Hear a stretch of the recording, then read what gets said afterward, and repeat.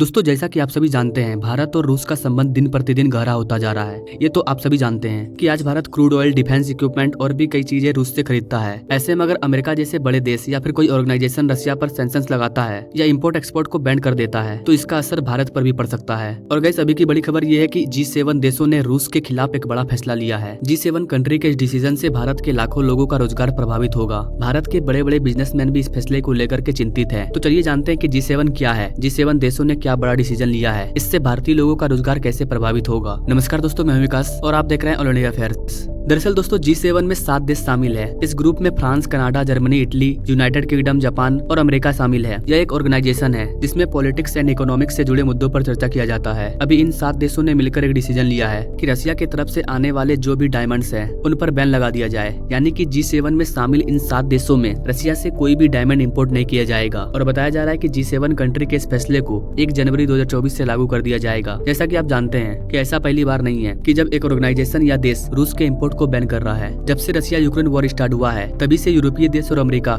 रसिया से import export को कम करते जा रहे हैं। इन्होंने रूस से क्रूड ऑयल लेना बंद कर दिया। कई अमेरिकी कंपनियों ने रसिया में अपना काम बंद कर लिया है। इसके अलावा रसिया पर हैवी सेंसेक्स लगा दिया गया है और अब फाइनली G7 देशों ने मिलकर रसिया से डायमंड इम्पोर्ट पर बैन लगा दिया, जिससे भारत को भी प्रॉब्लम होगा। आपको बता देगा इसकी रूस के खिलाफ ये सभी फैसले इसलिए लिए जा रहे हैं ताकि रूस की अर्थव्यवस्था को कमजोर किया जा सके। जब रसिया की इकोनॉमी डाउन होगी तो रूस हार मान लेगा और रसिया यूक्रेन वॉर खत्म हो जाएगा और यूक्रेन के साथ साथ नाटो देश की जीत हो जाएगी।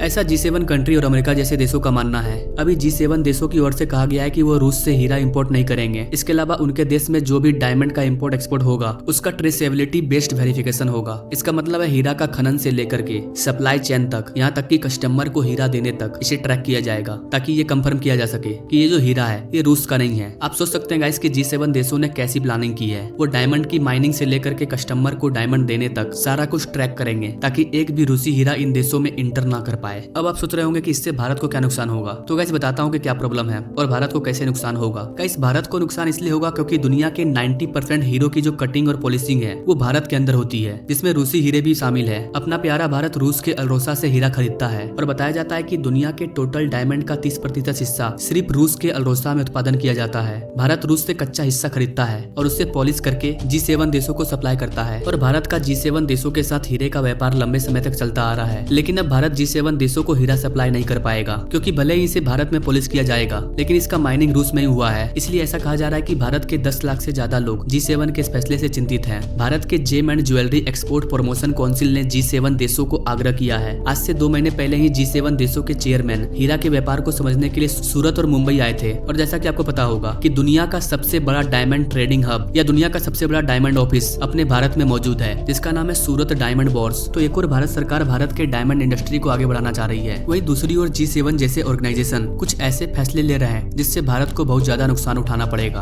ग्रुप ऑफ 7 ने अपने एक बयान में कहा है कि अभी तो सिर्फ 7 देशों में रसिया के डायमंड को बैन लगाया गया है, लेकिन कुछ महीने बाद अलग अलग देशों में भी इस प्रतिबंध को लागू कर दिया जाएगा। G7 का टारगेट है कि 1 मार्च 2024 तक ये दूसरे देशों में भी रसिया से डायमंड इंपोर्ट पर बैन लगा देंगे। G7 देशों ने फैसला किया है कि वे आपस में मिलकर 1 सितंबर 2024 तक ट्रेसेबिलिटी बेस्ड वेरिफिकेशन सिस्टम को तैयार कर लेंगे। वहीं अगर भारत के डायमंड इंपोर्ट की बात करें तो 27.3 बिलियन US$ का हीरा हमने 2023 में खरीदा है रसिया से। आपको बता देगा इसकी पूरी दुनिया में जितना भी डायमंड इंपोर्ट किया जाता है उसका 42% हिस्सा भारत अकेले इंपोर्ट करता है। साल 2020-21 में भारत ने 20 बिलियन US$ का कट एंड पॉलिश डायमंड को एक्सपोर्ट किया था। एक रिपोर्ट के अकॉर्डिंग भारत का डायमंड एक्सपोर्ट साल 2026 तक 30 बिलियन US$ तक पहुंच जाएगा। But how it is possible? अगर G7 कंट्री ऐसे फैसले लेंगे तो भारत का ये जो टारगेट है ये कैसे कम्प्लीट होगा? आपको क्या लगता है गाइस? क्या भारत और रसिया मिलकर के कोई तीसरा रास्ता निकालेंगे जैसे हमने क्रूड ऑयल के लिए निकाला था, या रूस से डायमंड इंपोर्ट करना भारत बंद कर देगा? आपको क्या लगता है गाइस? आप अपने राय कमेंट बॉक्स में जरूर दीजिए। Now thank you for watching. मिलते हैं अगले वीडियो में एक नई जानकारी के साथ, तब तक के लिए जय हिंद।